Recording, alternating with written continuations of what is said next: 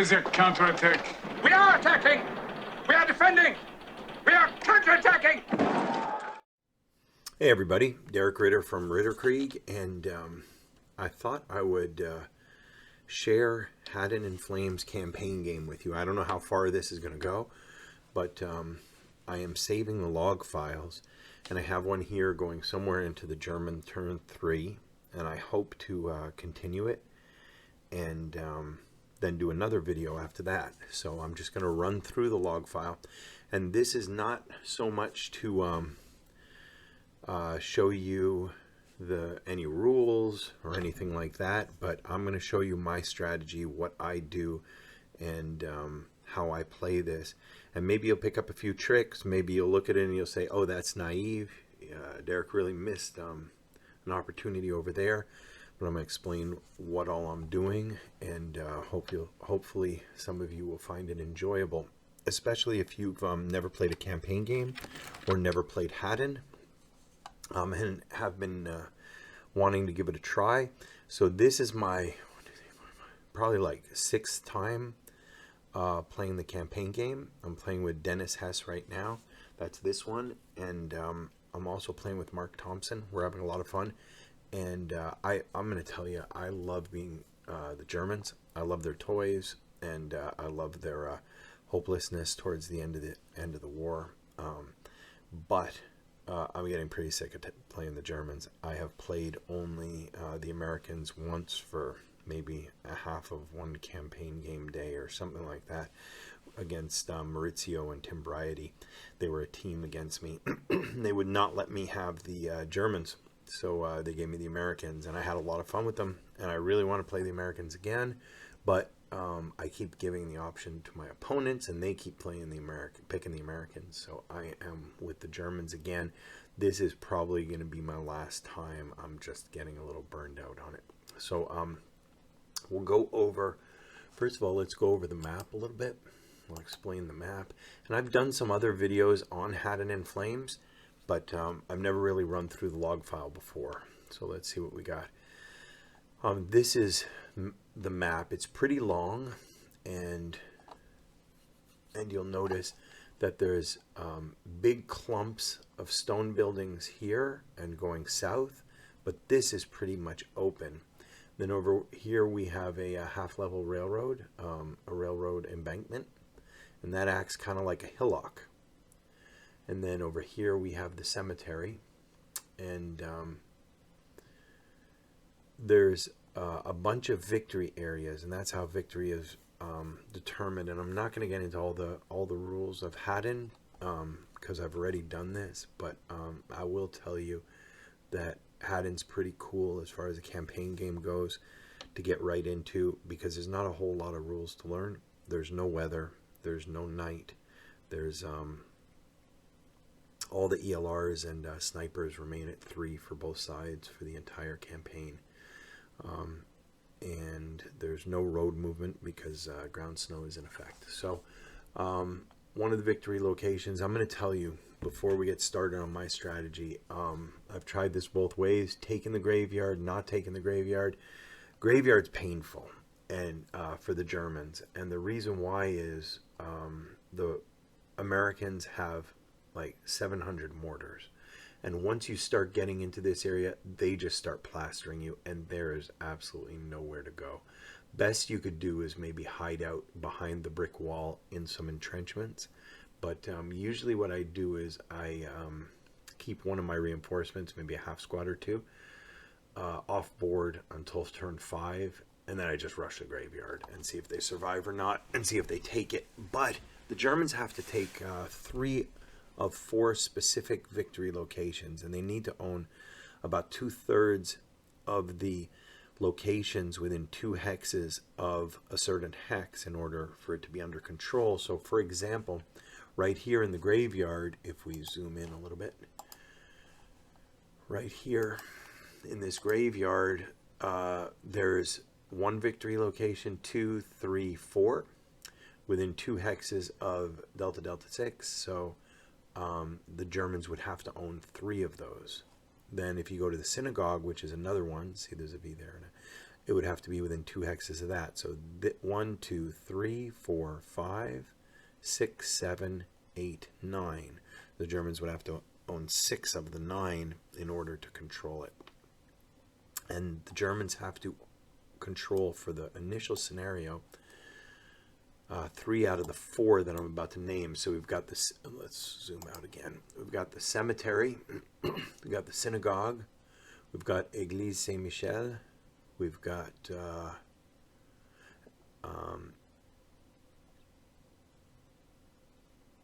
this one over here, D13, and I think those are the 4 of the 4, so the Germans have to take 3. So you can be a little tempted to take all 4, and sometimes you can overwhelm the Americans and take all 4. I don't suggest doing that as the Germans, and the reason why is, for your next scenario, you might want that one still in American hands so you have easy pickings to win the scenario, because the next scenario you only have to have net +1 victory areas. So if you take all 4, well, now you can't really put that one in the bank towards your victory in the second scenario. You still need to get 1 on that second scenario. So this is what's going on. The Americans, they're going to have 4 tank destroyers, M24 tank destroyers, and they're really, really nasty, but they're also very vulnerable. You can buy HIP for them, which is always my biggest fear, and you can also buy dummies, so you can make it look like these are his tank destroyers, but his real tank destroyers are actually hidden somewhere. And they have a rate of fire at 2. They have a 76L with a APCR number of 5. So I know it's 6 on the counter, but by special rule it goes down to 5. So they can just lay waste here to your heavy armor, like your Jagdpanzer 4s and your Panthers. So because that's a 22, but if they catch you at 1 hex range with a HIP unit, that goes up to a 27. Well, your 18 armor in the hull or your 14 armor in the turret is not gonna save you. All right, so let's talk about my plan. My plan is to ignore the cemetery, take out the synagogue, take out Église Saint-Michel, and take out this area right here. That's what I'm going to try to do. This is very poorly defended. He doesn't have the option to set up any infantry there, although he can reinforce it if I don't get there in time. And then the church, Saint Michel, is it looks like it's very, very strong, but it's really not, because it's not defendable, as in it's very hard to fall back from it. So once the Germans start getting into these areas, as you'll see, these guys get trapped. So, as an American, you don't want to leave too many guys there, but it is smart, like he did, put somebody in the steeple, and we'll find out if that's a real person, so that he can unconceal everybody who's moving in from off board, and that's what he ended up doing. So we'll see that. I also have a lot of fear that in here, in these orchards, out of season orchards, that he has hip half squads with bazookas. So Damon Norco did that to me with devastating effect. So gotta be careful there. So I'm going to send some scouts out. So the Germans start with 12 squads over here, a 9-2. I bought infantry companies 1 and 2, a platoon of, or a section or a squadron, whatever it is, of Jagdpanzer 4s. Now I chose that instead of getting the Panthers. They were the same cost because there were 2 reasons for it. One, they're small targets, which I like. They have a 14 armor, which should be enough, hopefully, against his non-APCR shots. And I get 3 of them instead of 2 Panthers. So I really wanted 3 of them so that I could overwhelm locally any M24s that we encounter. So let's see what, in these ones here, we've got that set up on board. We've got, and they have to be within 2 hexes of G2. Now I could have set up as far forward as E3, but I'm a little bit worried about him choosing a bombardment. So I want to be in the stone building instead of the wooden buildings. So we've got, in this group, we've got 6 5.48s and 6 4.67s, a 9.2, and maybe 1 or 2 8.1s. But you're allowed bringing them in as reinforcements. So I didn't set everybody up on board. Some of them are over here, and I'm going to be using some of the 4.67 half squads, 2.47s, as scouts to go looking for any marauding bazooka boys in these orchards. So let's see what reinforcements I bought here. I've got 20L on a half track. That would be a 21, I think. The 251 21. 2 of those. And then I've got one. I bought the mortar half tracks. Those are really important because starting on turn 2, on the second campaign game date, I can set them up hip somewhere on the map. So those are great, and then use them as spotted fire, which we'll see later on. And then we've got a ton of 5.48s. And those are my scouts. And then another 9.2 that came with company I1. And then more guys that are up on their half tracks. We'll be using a little bit of armored assault. So let's see how this plays out. I'm going to try to remember what happens. So let's go. So we're going to go, current turn is axis 1, replace our snipers. He places his sniper, and then I replace mine. Is that a sequence?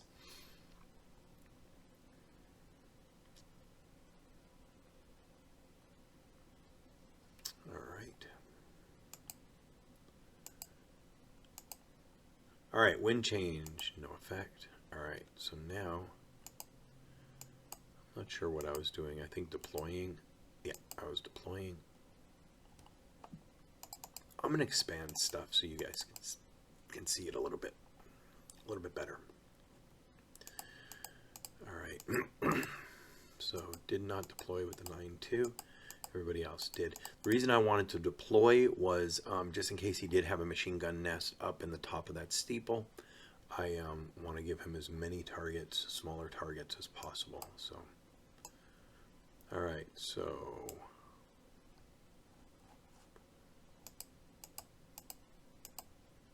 I drew black for my battery access. I have a 81mm mortar, and I'm going to tell you, I have no intention whatsoever of using it in this entire scenario. I'm going to put that artillery request down. Hopefully, I'll make him scatter a little bit, get a little bit nervous, think about his choosing alternate paths for his reinforcements. But the Germans only get a total, I think, of 3 modules for 5 days. So I'm going to be pretty much overwhelming in strength. I don't really need it. So unless I see some really, really awesome opportunity, like, 3 of his M24s all parked next to each other, then I don't think, or, all of his reinforcements right next to each other, I don't think I'm going to use it. So, but I put it there just to make him a little bit nervous and give these guys a little worry about reinforcing this area, because he does look strong here, and I don't have too much stuff coming in over here, so we'll do that. All right.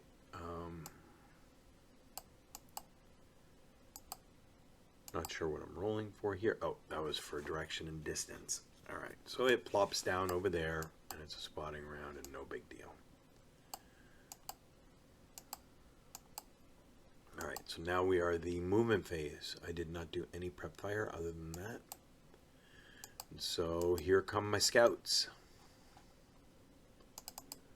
So they're just going to be running through everything, trying to find something. So he's saying, hey, I see you from up there. So he has a 236 half squad. So I'm going to lose the old concealment. He's wisely choosing not to shoot. All right, now I have a scout leader, which is what I need to get there. Yeah, hip guys really make me a little bit nervous, so we'll just move all these guys in.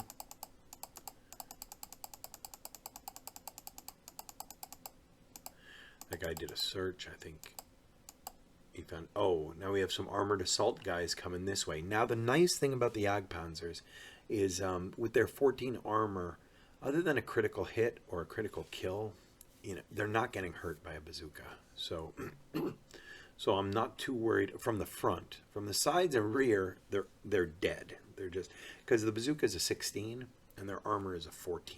So they're wonderful to go toe-to-toe against his bazooka boys.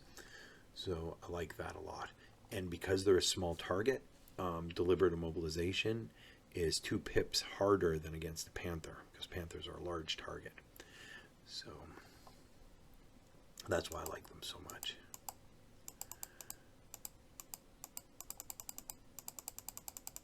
All right, so at this point, I unconcealed everything because I knew that he has that guy up in the steeple, and instead of him continually reminding me. All right, so here, move the tank into bypass and move the guys in. And you'll notice I mark my vehicles according to the reinforcement table. So this was A3. So in other words, armored purchase number 3. So my 3 Stugs from that group will be 301, 302, 303. And then I also mark my leader, even though I'm not under any obligation to tell him where my leaders are. I tend to forget I have them if I don't mark them. So I think it's in my best advantage that we both know where they are. All right. All right. So now we're going to move more guys in through armored assault. I tend not to move a stack unless things have been pretty cleared. So now I've got my half tracks coming in. And what I'm doing, and you can do this too, of course, is you move your half track in bypass of a building, and then you stop and you unload. And they can be shot at while they're in bypass, and they're very vulnerable.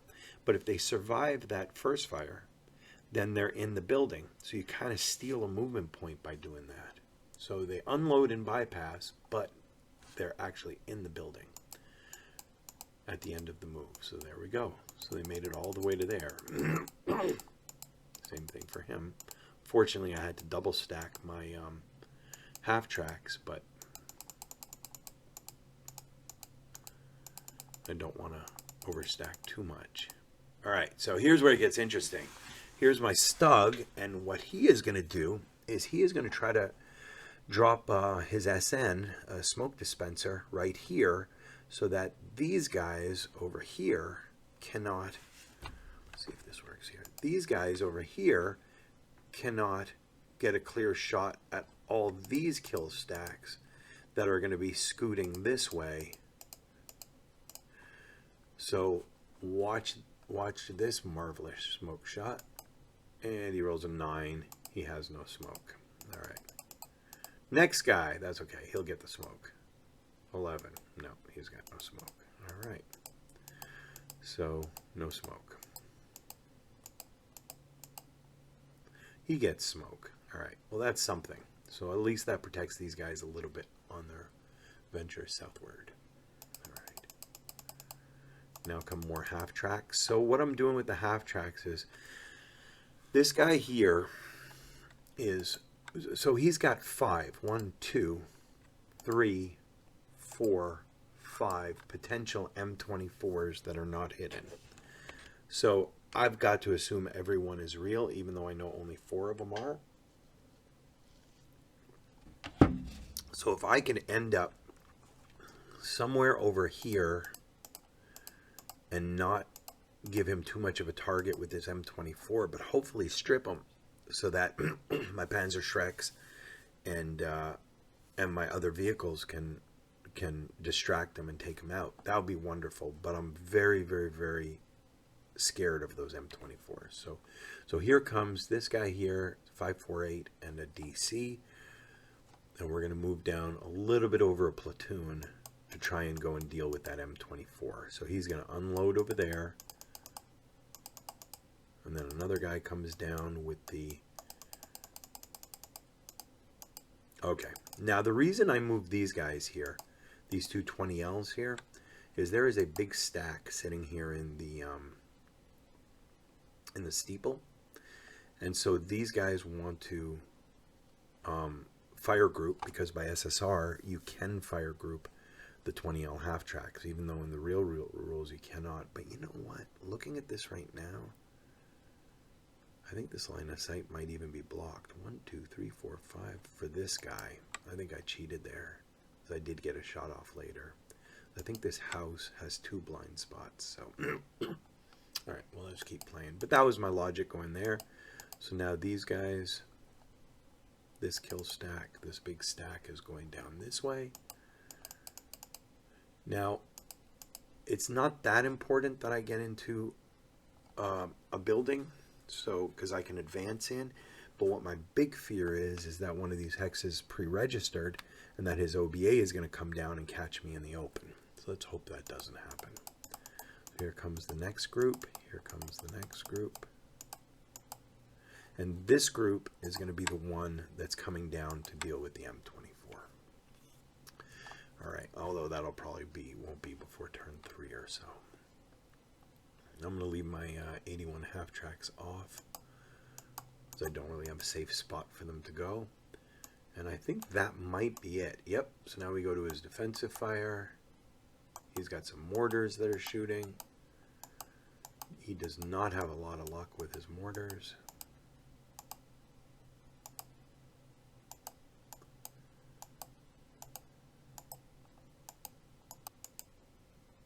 So all these guys are mortars, clearly, and they're all trying to acquire. Oh, shooting at him.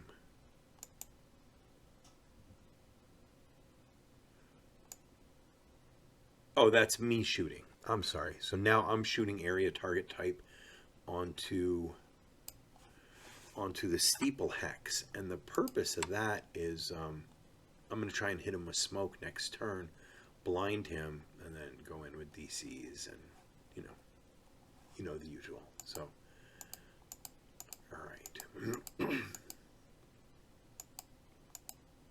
Luckily, I did not break any guns. Got my free turn. Those guys shoot.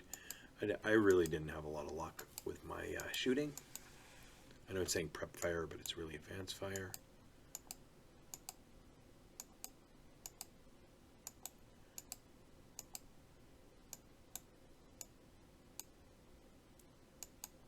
All right, so we're in the advanced phase now. Everybody's getting into position for the assault on the church.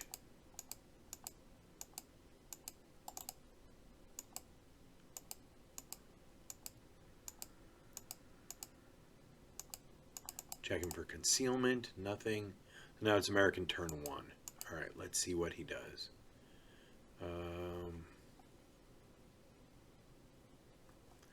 Oh yeah, I was going to recombine some guys. Now that I know that he has nobody hidden around there, I feel safer being full squads. All right, so now he's going to start trying to lay down some smoke. I don't know why that 3 was not smoke, but... Alright, so now he's moving one of his tank destroyers. He's coming up here, and he's going to try to take a shot at my half track. So, and that's one of the nice things about the M24s, is they can scoot and shoot. They have so many movement points that they can run up to something, stop, take a shot, leave. And because they're crew exposed, their 2-hit number is actually pretty high, although they are vulnerable. Is that an M24 or an M10? I might be calling them wrong. I always get the M24 and the M10 wrong. Oh, no, oh, it's M18. Sorry, it's not an M24. I call them M24s because they have 24 movement points. My bad. So every time I said M24, I meant M18. All right? There you go. With 24 movement points. All right, so here he is. He's got his turret turn. He's going to try a shot on him, but not before I do a motion attempt.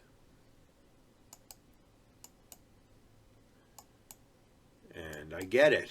Oh, no, no, no. I did smoke. That's right. I did smoke grenades. And so his hit number is actually pretty low now that I did a smoke grenade, because he moved is going to be a +4. I'm a small target. Makes it a +5. And then smoke makes it a +7. So he's going to hit like on a 3. So I feel pretty confident with that. He rolled an 8. He missed. But unfortunately, he gets to leave.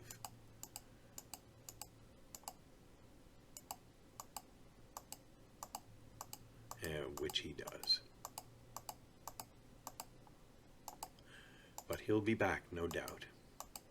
And these guys are all vacating that area. Oh, this right here, if you see a hip guy, that was my pre-registered hex. So I'm not going to end up using that, of course.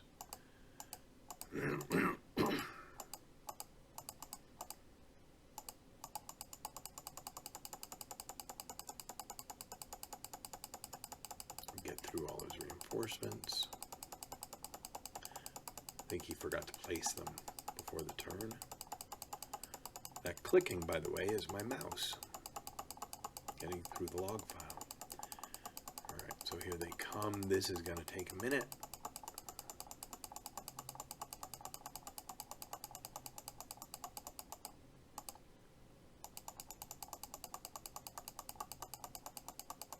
So it looks like he did buy 2 full companies, which of course you'd be crazy not to. Infantry really is the queen of the battle in this. Okay, now he's moving up some more guys. That's obviously another M24. I'm going to zoom out just a little bit. Alright, hope that's okay with everybody. Alright, so we're checking for line of sight.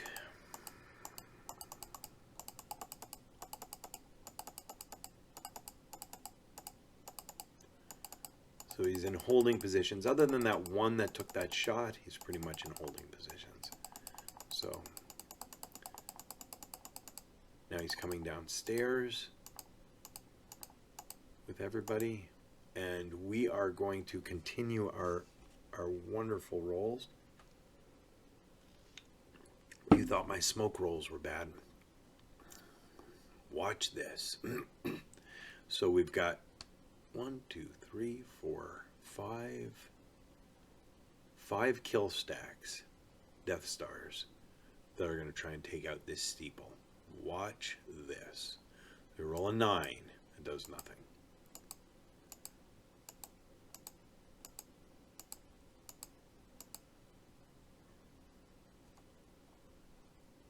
Roll an 11.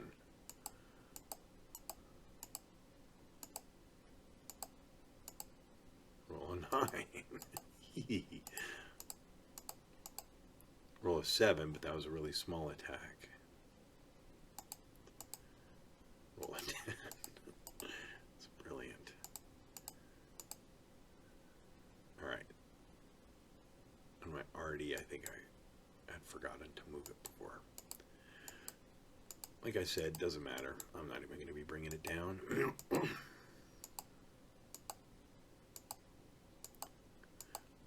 Alright. I think that's it. I think we go, oh, another 11.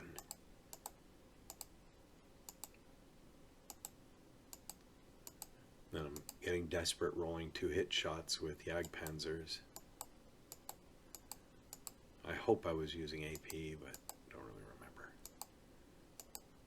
Oh, so now these guys, these half-tracks, they did manage to break the half squad that was upstairs. So that's something.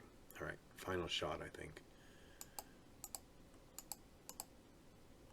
Oh, and that 9-2 is there too. But he rolls an 11 as well. Okay, now it's the advanced fire phase. And I don't know if he has anybody. Oh, now we're at the route phase. And they routed back to there. So now nobody anymore is up in the steeple. That gives the Germans huge freedom of movement for the next turn, as long as he doesn't advance anybody up there.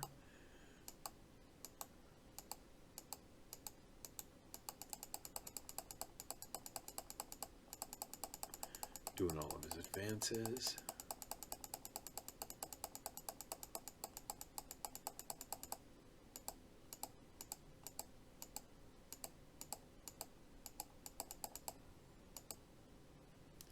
Okay, so end of the turn. I think it's the end of the turn. Yeah, German turn 2. So end of the turn, the Germans have secured this entire row of buildings. Now they've got to get across the street, and they got to get into a little bit of open ground. So that's gonna be a little bit of a test. This guy over here, what he would like to do is he would like to come this way and flank, come over to here. These guys trying to retreat out of the church and maybe catch these guys in open ground. There's not a lot of good terrain here. This is orchards, this is open ground, this is shell holes. So if we can get some guys in here, then we can really, really interdict them as they try to continue their retreat.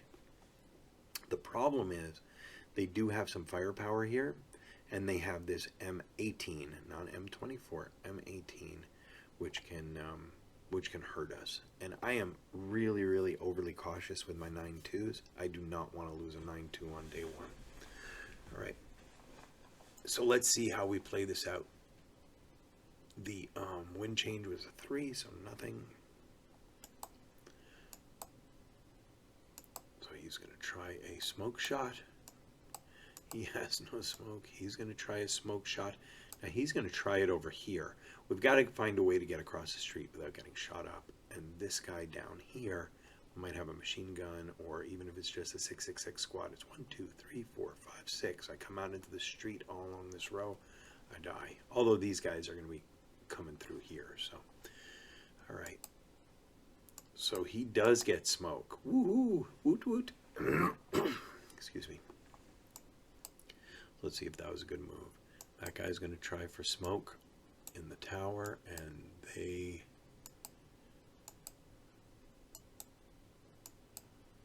get a 9. They have no smoke. This guy's going to try for smoke. He has an 8. He has no smoke. All right.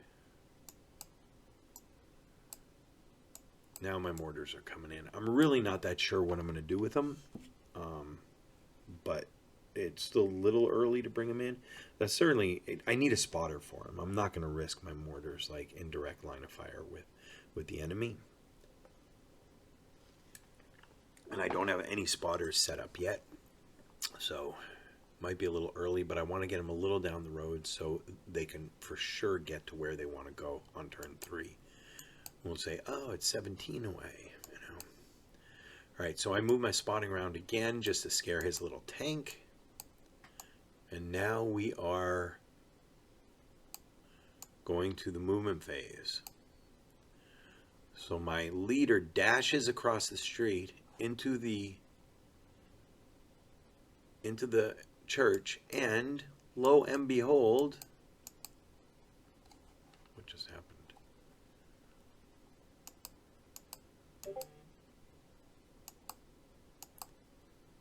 They are all dummies. Well, well, well. Right. So we've cleared the church. All right. So he shoots at my leader. Nothing happens, but it does get some valuable residual down. But residual doesn't scare me. So my guys are crossing the street. All right. So we got the 9-2 in. I might just zoom in a little bit for you guys right here. All right, so keep going. My tank's going to come across, my tank destroyer, and so he's going to create another bit of smoke so that this guy can get across, and this guy can get across. Now I'm going to leave my tank destroyer here because he'll protect from his M18 coming up here and harassing me. Plus we'll cut off this in case his infantry try to get across this way to escape. So I think that's a good spot right there for my tank destroyer. All right, so we're getting full platoons across. Now we're moving down towards the synagogue. We'll advance in. Now, over here, just a little trick. What I did was, his M18 actually has a line of sight to two of my half tracks that are in bypass. And that's double dangerous, because if he misses the shot by one, he hits the other one. So when I assault moved into here, each one of those squads tried to drop some smoke grenades, and the final one got lucky and did, so that'll add an extra +2 if he decides to take that shot. So I'm happy with that. That was the purpose of that. That's why I did that. Alright, so we're moving these guys across. Okay, now here goes this stack. I believe I moved down into here to go put pressure in this direction. So let's see how this goes.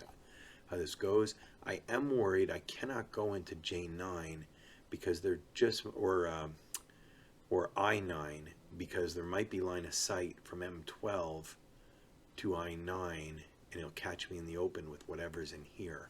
So it's going to eat up some extra movement factors to get around that. So let's see what I can do. And I don't want to move as a stack, of course. So we move them all in there. All right. Next group, that guy is going to there, and I don't remember why. There was a purpose for it. I don't remember. All right. Oh, maybe he wanted to play some smoke or something. Yep, that's right. He did. All right.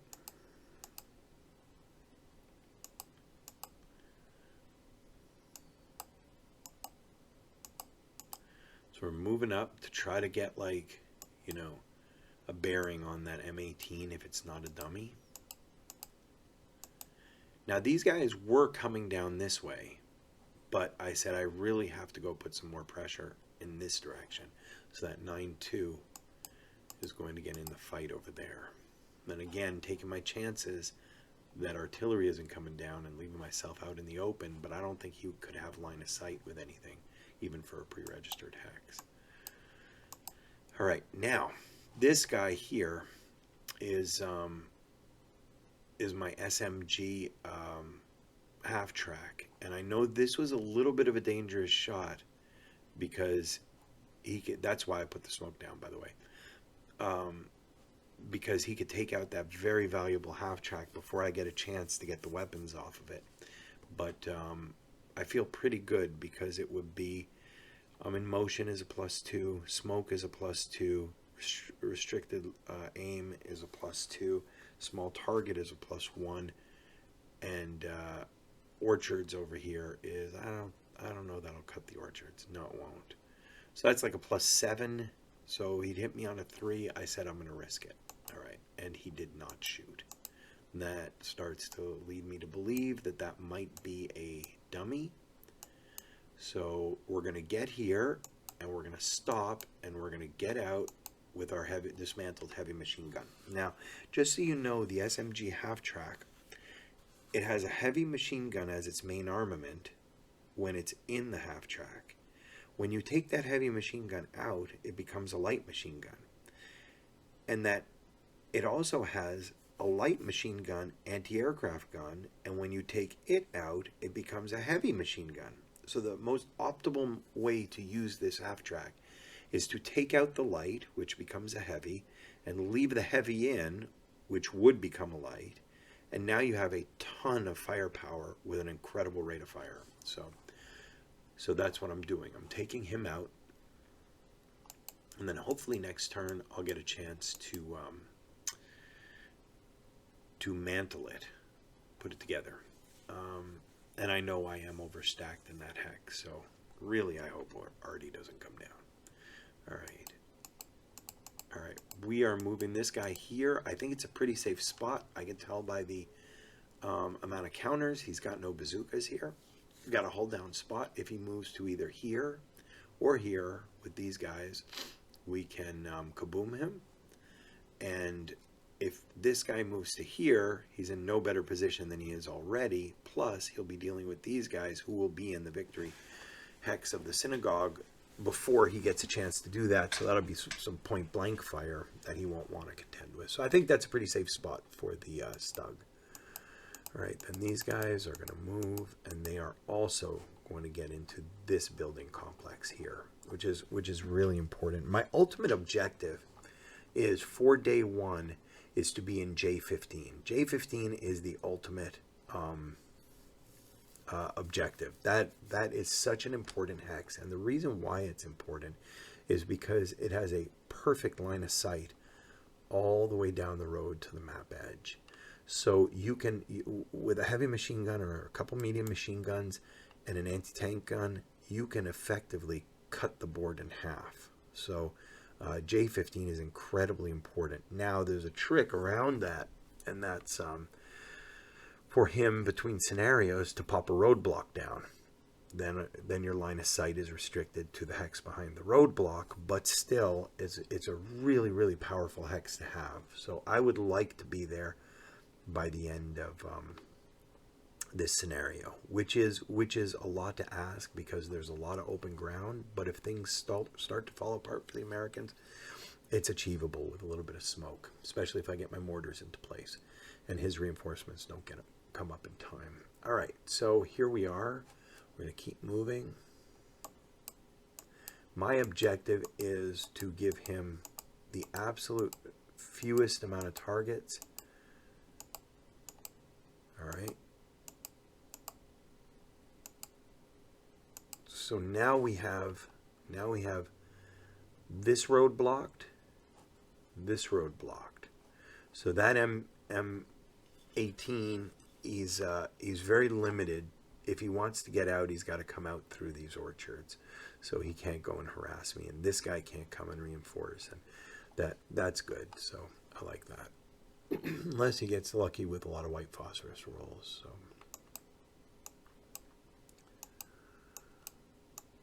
All right, now I'm going to change direction with my 20L half tracks.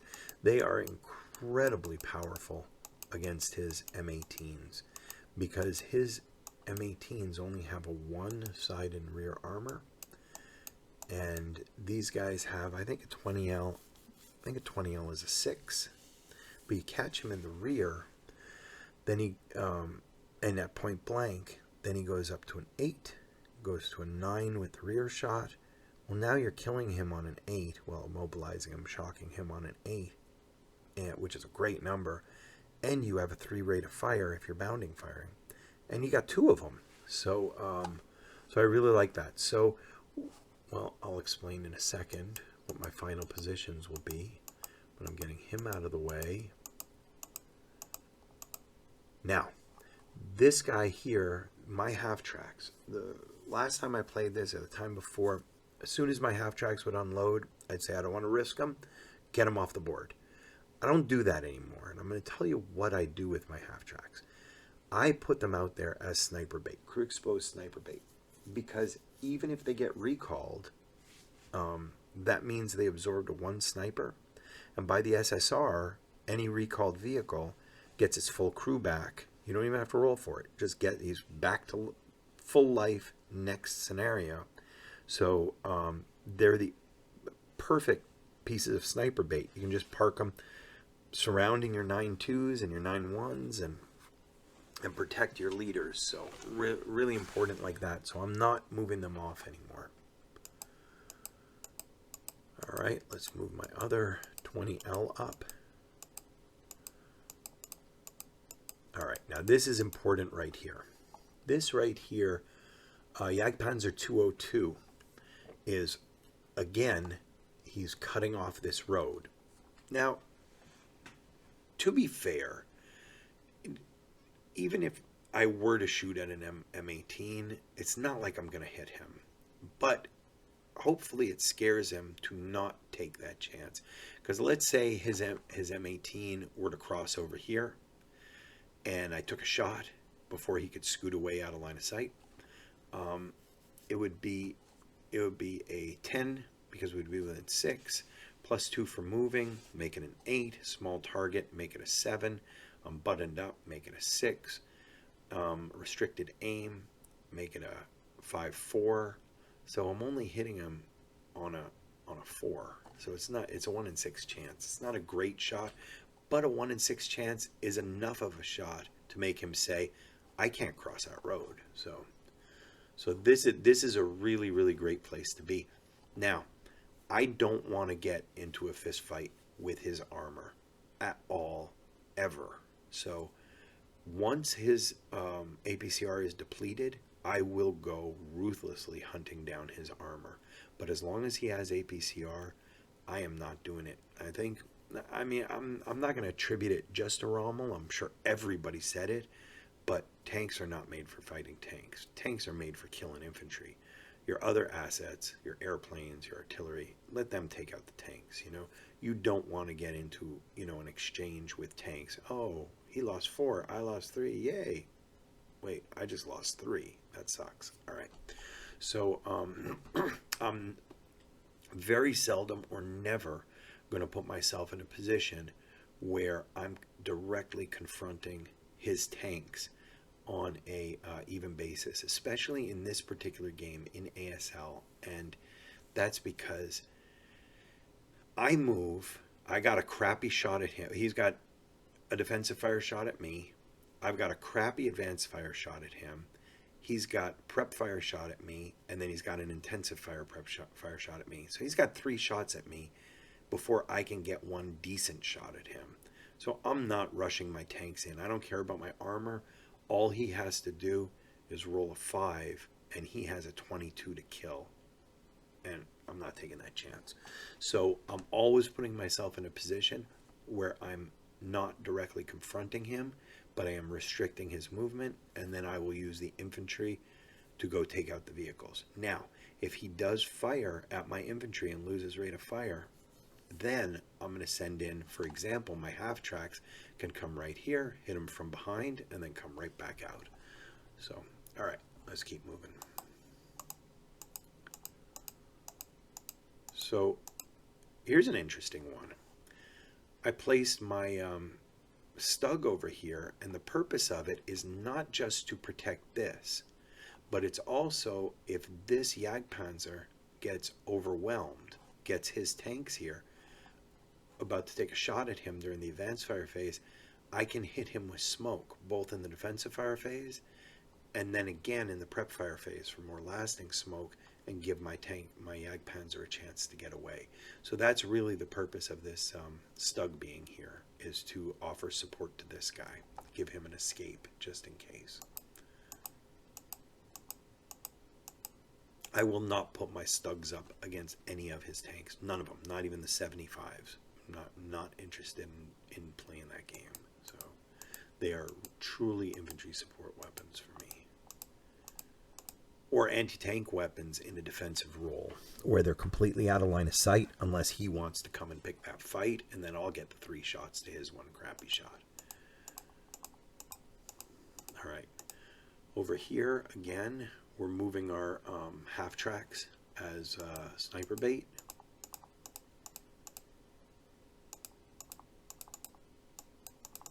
And then here come the other ones. And I just moved these guys over here. I don't know what to do with them except get them on the board. Okay.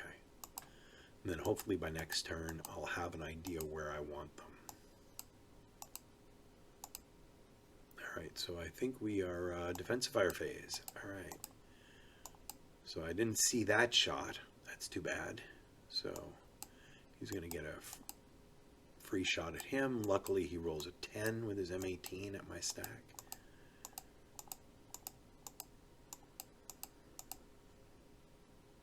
That's okay, those guys will be gone during the advanced fire phase. Here he actually hits me. I think he breaks one of my dudes. Oh, but not yet. Yep, there he goes. I think he did that with a mortar.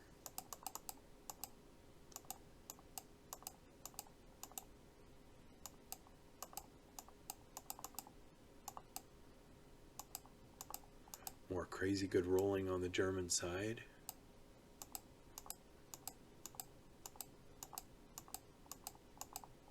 Not even able to strip anybody. That's okay.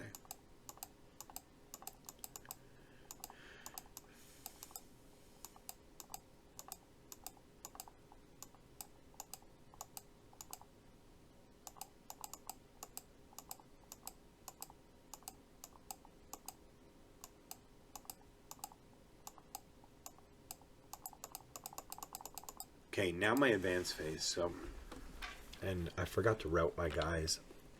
We address that later. So now we took the synagogue, although I do have to go upstairs to make sure there's nobody hip up there.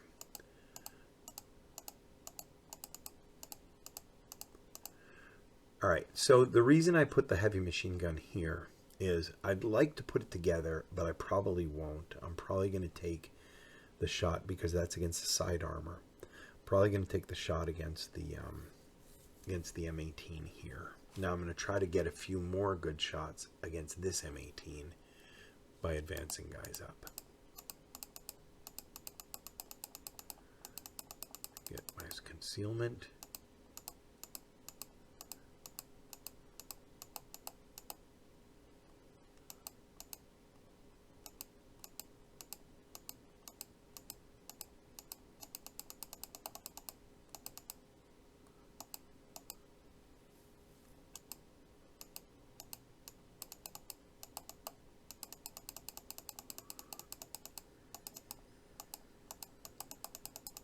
We got to get through. This is where we stopped right here, but we kept playing, so the log file actually continues, but we stopped for a day.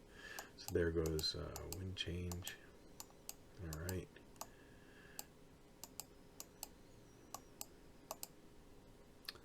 So I think he had very, very few, maybe a few mortar shots, but very few prep fire shots.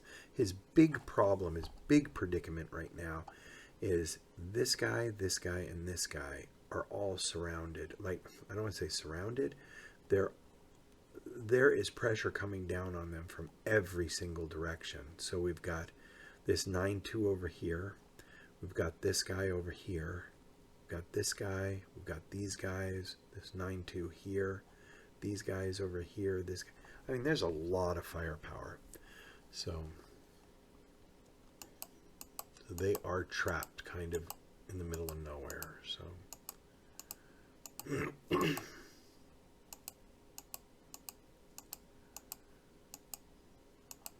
he's firing with some mortars. Okay, so he moves a squad there. That guy moves there. That's going to be trouble for him. So this is where it's all going to start. So I'm going to lay a fire lane down here this way. Now, here's a really cool rule. Even though I can't see this hex with the guys who are laying the fire lane, and I can't see this hex with the guys laying the fire lane, anybody who crosses this hex side will get hit with the full fire lane. So I don't know where to find it in the rule book, but it's a rule. So he gets hit by the 9-2,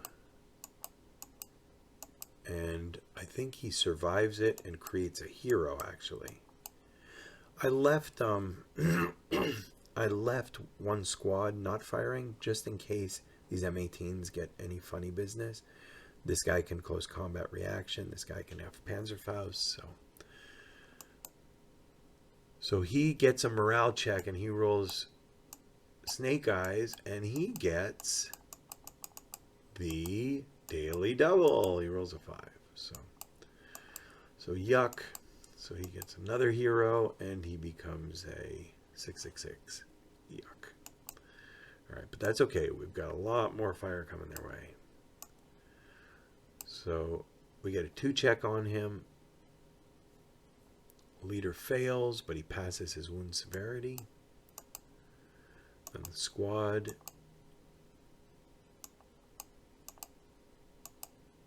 fails in ELRs. So easy come, easy go. And those guys are going to shoot.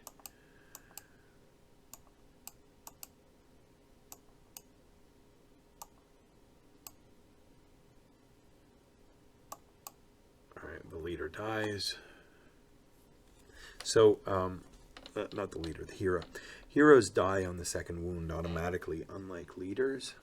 Leaders, they get to keep rolling, and as long as they don't roll a 4, 5, or 6 on the subsequent wounds, they just keep getting. You ever see Peter Sellers in The Party in the opening scene where he's up on top of the hill and he gets shot like 200 times and he just keeps blowing his bugle? All right, so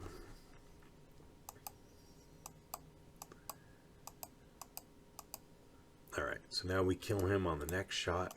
So, kind of like we predicted. They're gone. So now he's going to finish moving. He did not.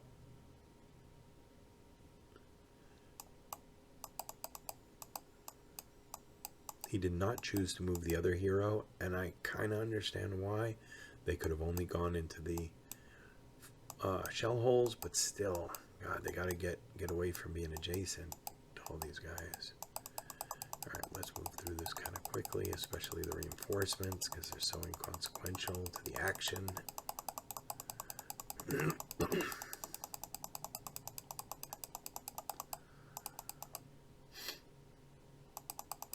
So Amy the other day says, I never buy her flowers. I didn't even know she sold flowers.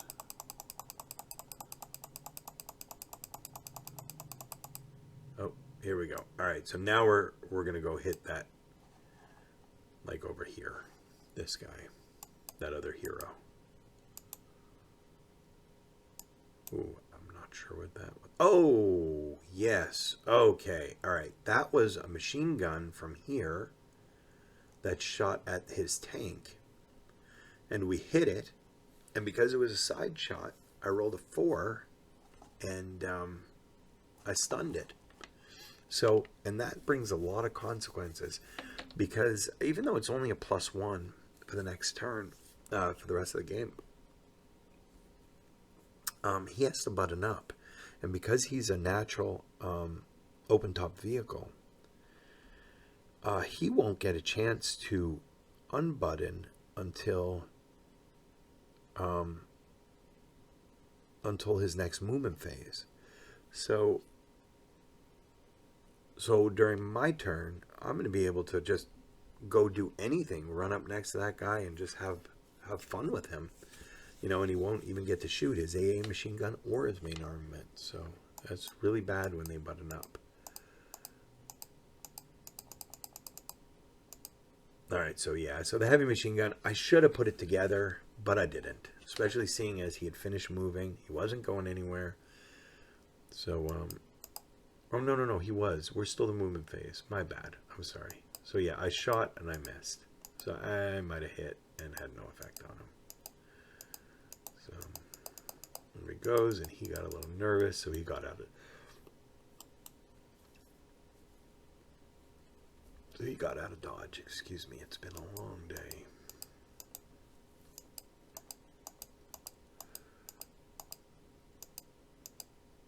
Okay, so he's moving another M18 up in this neighborhood. So that tells me one of two things. One, this M18 and this M18 are getting ready to pick a big fight, or he realizes he's got absolutely nothing protecting that flank because this is a dummy. We'll see which way it goes. Now, what I'm afraid of is that he's going to move his M18 into B15, and then the roles kind of reverse. Now he's held down, and he can start picking off my guys. But luckily, he does, and it is risky, you know, because I could also pick him off, but he stops right there. Let's go look at where he stopped. So I'm not 100% sure of that position. It does block this. It does put pressure on me if I enter here, and it does block this. But it's not helping this guy out at all. So, well, we'll see. Alright, so there's a little bit of a retreat going on.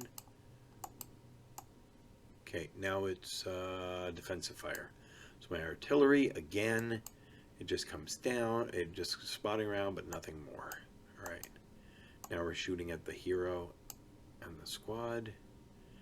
And unfortunately, we roll a 4 this time. So now my bad dice are gone and my good dice are coming. So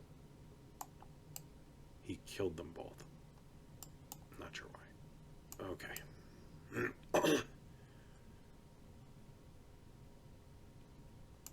I think that was random selection. Hero's dead. Or something. Not really sure what happened there. All right, so then we shoot a little bit more at the tank. I think we miss. He's going to turn. He's going to shoot at him. It is blocked.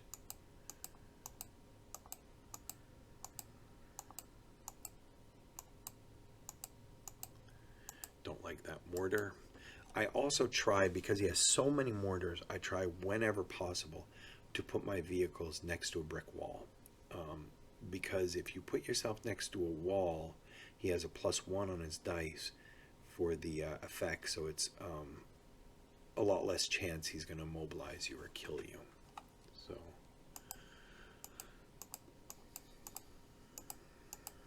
all right. Just there you see where I'm taking advantage of the free pivoting. So, because I'm thinking about my next movement phase.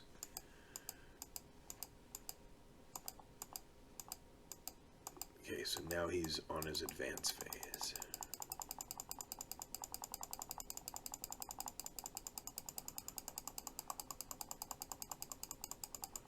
Yeah, so he's got a bunch of reinforcements over in this sector. So I think it's not going to be possible for me to take J15, but I certainly will try.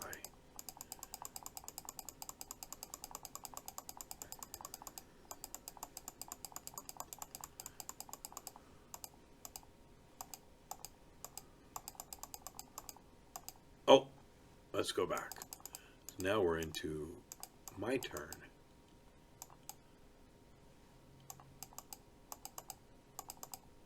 So this is going to be German turn 3. So we've got wind change, nothing. To hit, not sure what that was.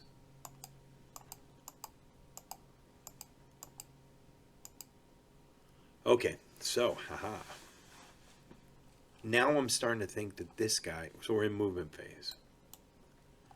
Not sure how we're in movement phase already, but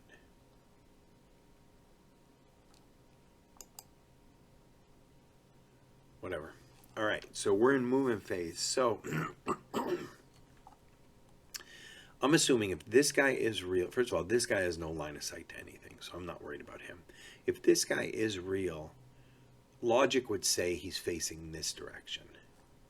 So I'm somewhat protected by dashing across the road here, because at worst for me would be he'd have one pivot that's a +1, and then a +2 for the orchard, and then another +2 for the dash. So he's pretty so safe. But even if he's not safe, if I can draw his fire in that direction, then I'm in a much better position. And I'm really curious. I hate to use live bait like this, but I'm really curious if that guy is real or not. So, all right. So there we are.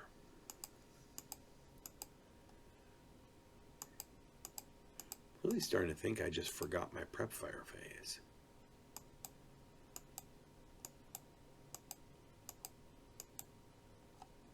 This is really weird. All right. So now I've said I'm going to scout out this guy, and I am sending a half squad forward to check it out, and lo and behold, it is dummies.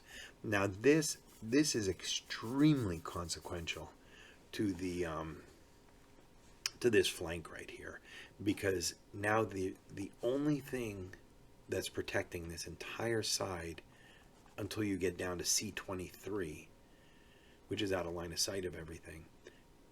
So this whole victory area that I have to take this turn is protected by one M18 that has no line of sight beyond this wall and this building. So that allows me to move up significantly, 5-6 hexes with everybody in one turn. So that's a huge gain. All right, so let's go and see what we got, what we're gonna do. So here come my excuse me. So these are my 20Ls. So they're gonna go into defensive positions. So he's going to come here so that he can protect against this M24 trying to come across here, going down here, and going into here. So if he comes into here, they've got an almost point blank shot at him with a 3 rate of fire, and we'll be probably using excuse me, our infantry fire equivalent on him with a 2 rate of fire. So it would be a 12 up 2, which when you're an American crew, it's very hard to survive. If he were to fail that morale check, then he's a write-off, because my guys will come in. He's open top in close combat. He's open top. He's got no usable machine gun because he'll be stunned. I'll have anti-tank magnetic mines and leader. I mean, just a write-off. So, all right.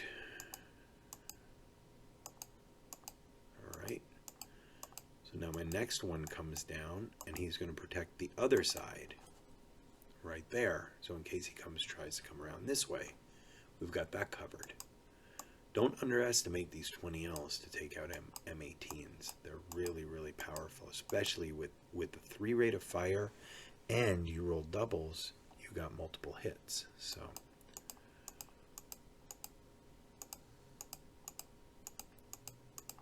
okay, my Stug once again is coming down into protection. So now he can cover with smoke this whole area, anybody who gets in trouble. Or if this guy makes a mad run for it and my half tracks don't stop him, he's got his AP shots, which can take him out. All right.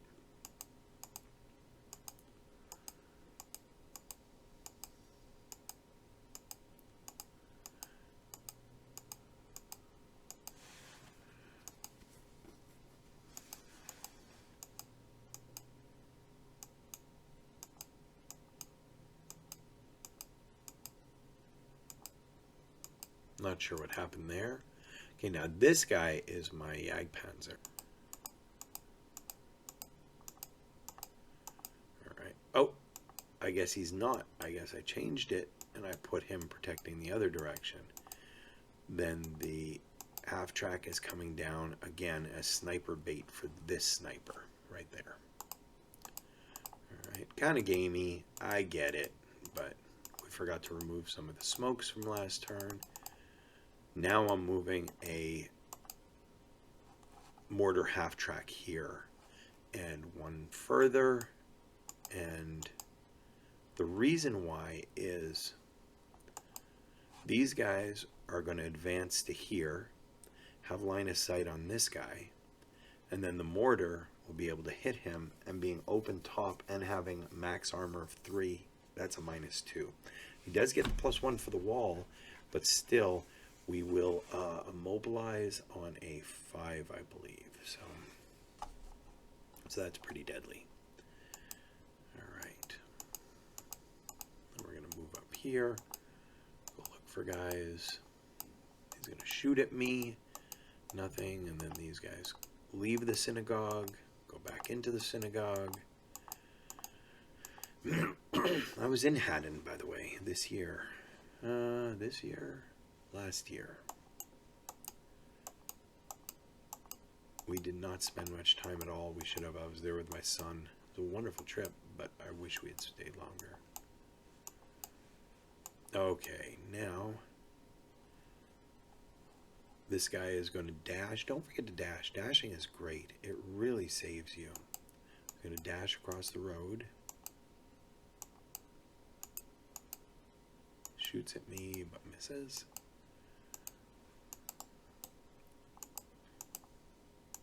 He does get a little lucky. He has a bazooka over here, and he shoots his bazooka at me in the building. Oh no, I don't think he does it yet, because he assault moved. This is where he's going to shoot his bazooka at me, because he gets scared of my demolition charge. These guys are coming in so they could place a demolition charge on his mortar crew. But he rolls a 3 on the 2 hit, and that is almost a critical hit. So his base number was a 10, +2 for +3, -1, makes a 5. It is not less than half. So it's not a critical hit. So it ends up being my squad, I guess. I'm not sure. And those guys, oh, they both pass. That's right. Or the one guy passes. I think it was the squad who took it, but he passed the bazooka shot. Then the machine gun shoots, and guess what he's going to roll? Another 3. So this time the leader passes, but the squad does not. So no DC for him. Get a little sniper, doesn't do much. Goes and finds some dummies.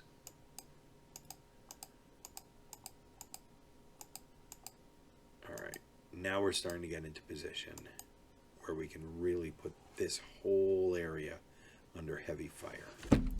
So, and this I don't mind getting into firefights with his squads. I have a lot more firepower, I have better leadership, and my morale is generally too higher than his. So now, this. So my Jagdpanzer is going to come down, and like I was talking about, this M18 is buttoned up, can't do anything. So he's going to come down for a free shot and then get out of dodge. So, especially since this bazooka is already fired, I'm not worried about any flank shots with the bazooka. So I come down and watch this shot. Boom! Here it comes. Oh, no. What is he shooting? Oh, I went crew exposed. That's right. So his heavy machine gun shooting at me. Now what I'm trying to do is soak up his rate of fire with the heavy machine gun so that I can move some infantry up. So, but he keeps getting it. So anyway, I roll an 11 on the 2 hit. I miss him. Then his machine gun shoots again. And then get a task check, roll snakes. And then I'm really not sure who rolled the 12, but rate of fire, pass, rate of fire. I move behind this building, so I am safe from his tank.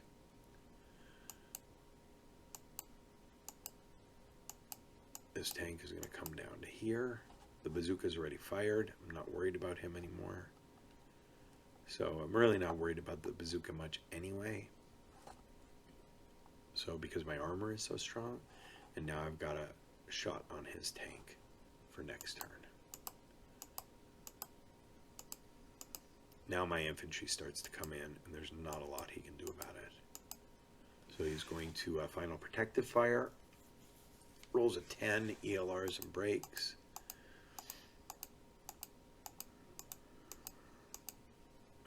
I have no problem going and eating the residual. Yeah, all the guys are starting to come in, move forward.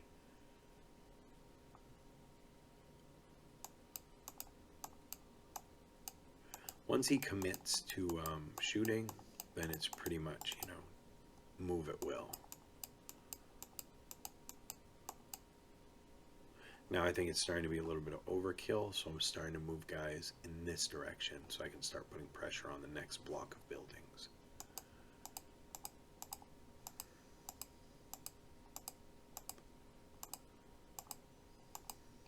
Here comes the last half track, and that half track is going here because eventually these guys will be going upstairs. I'm going to try to get concealment this turn and then get them upstairs next turn.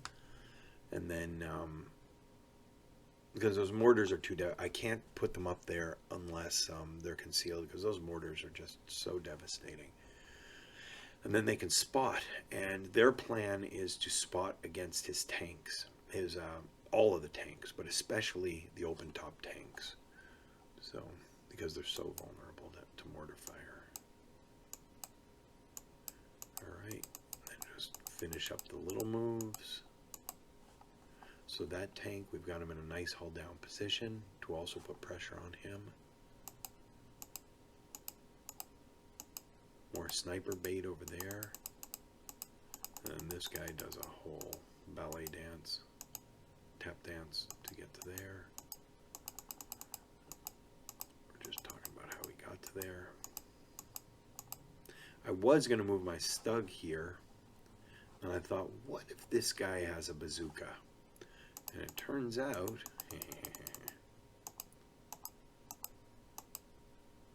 oh, here's where it gets interesting. He brings down his pre-registered artillery.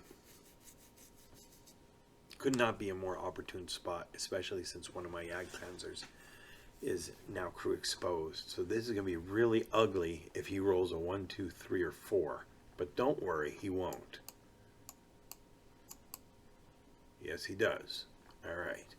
So he has,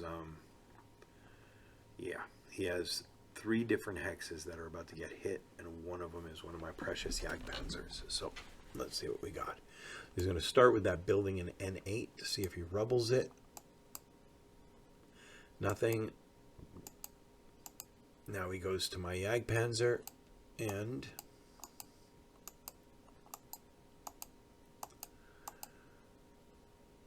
oh, that was the 4 was for N8.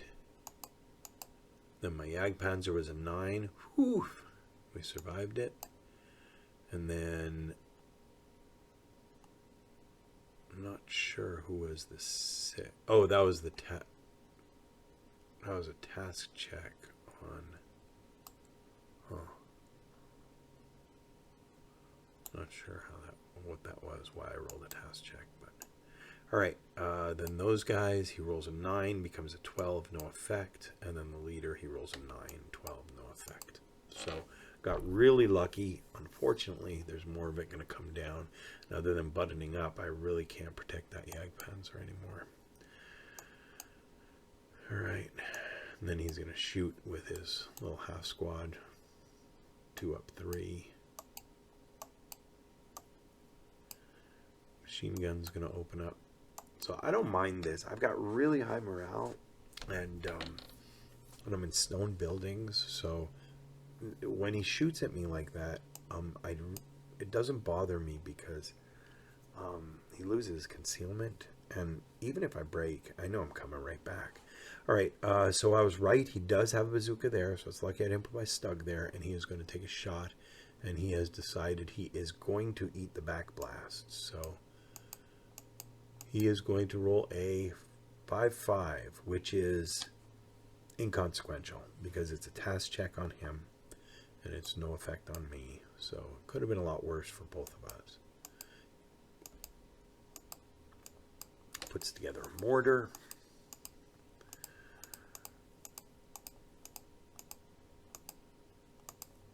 Not sure what he does with that mortar. And that is the end of the log file.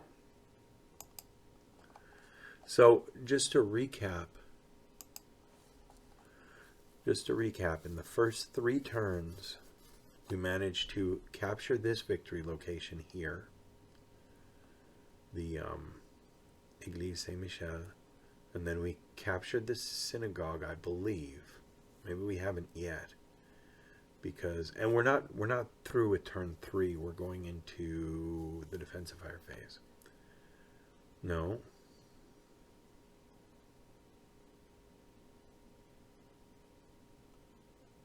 We're going into the advanced fire phase. All right. So we've captured the church. We've, I think, captured. Let's count them up. 1, 2, 3, 4, 5, 6, 7, 8, 9. Yeah, we've definitely captured the synagogue, because there's 2 left that have not been captured out of 9. So we have 2/3, so that's okay. No, we don't have that either, but we still have 6 of 9. So we've captured 2 of our objectives after the third German movement phase. We have just about captured our 3rd one. I mean, there's no infantry to stop this from happening. So we have this one, this one, this one, this one. So that's 4 And then we're going to have this one. Yeah, so we've got this captured too. And he's going to move down to here. So we'll have like, whatever, 8 of the 9. I don't know what's here. 1, 2, 3, 4, 5, 6, 7. 1, 2, 3, 4, 5, 6. There's 8 of them. And we have like 6 of them. So we have enough. As long as we can hold them, we have enough to win the campaign date right now. So I don't want to push too much further and take more, because I want to take them on later dates to win. But I would love to have this. Really, really love to have this if there's a way of making that happen. So we'll see. So that nothing at all happened on the Greybeard side. I still have one lowly half squad in reserve as a turn 4, 5, or God forbid 6 reinforcement if he chooses to go 6. And so far the losses are very, very minimal. He has lost a total of 8 victory points, 2 heroes, and 1, 2, 3, 4, 5. Yeah, something's wrong with that victory point total. If heroes are worth 1, he's lost 1, 2, 3, 4, 5. He's lost 7. So, and we have nobody dead yet, but the day is young. So, we're going to continue that. All right. Well, thanks for watching, and I hope to bring you part 2 of this real soon. Bye, everybody.